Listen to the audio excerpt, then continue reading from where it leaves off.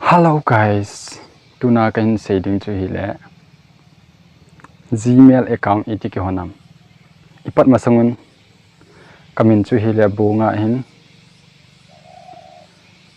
tin chi ke yang channel dang chu kanai nan hewan chi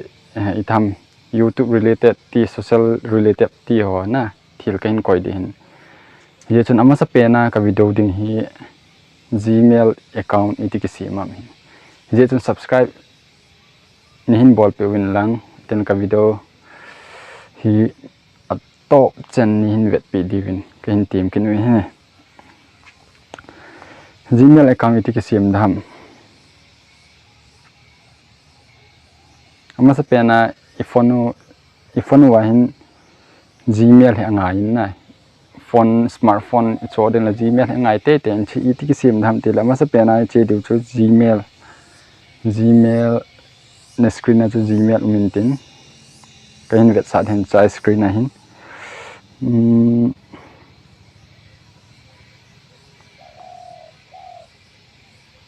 Gmail line click teng le sorry account open sa hin ye chun ga log out hin te another account chi ingate cha he atha hin ep account hon dham Gmail dang Hotmail Yahoo ti tam min cha hin no hon ding pa bo chun na concentrate de na Gmail no hon le checking information ti omen checking information hi ahung kichai ten de email or phone forget email alo la create account cha hi atha ni je chun create account wa hin me ding na me cha tang adang point ni hung do in yourself alo 2 minutes my business kitin cha hin nanga ding hi chun myself click ding a hi ten chi zo ten adang i piham ti le min su ding na min i piham na ki su ding kong kam ga ki su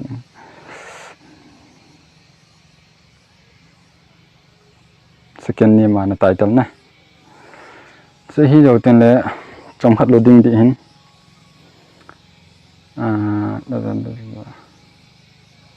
okay chi zo hin ep hung so kin ham ti le basic information kitin date month year date of birth so ken ka het lo je chun hon data ni ki su di hin ke ha ga asan den sin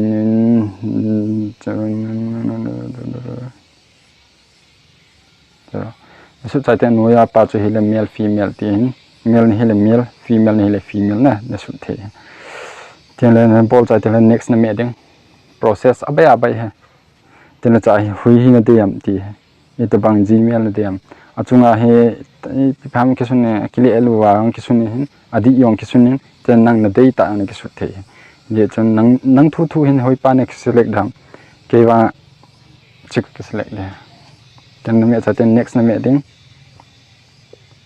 next na me ten passport chu atai ngai na mi ga ai mo het thelo ti ta bang passport na sim ngai je chung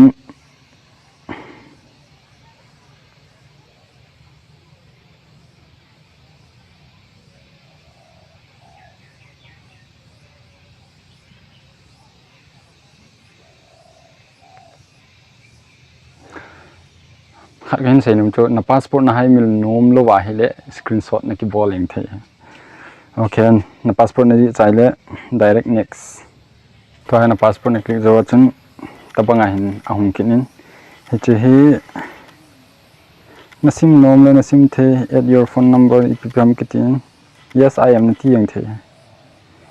yes I am ti ale next page chi tabang hin hero ne skip yang the phone number chu yana le phain next time ten le boina lo hin sina bol sai ten le adang I ma cha he pon passport na sim lo hi ta je chun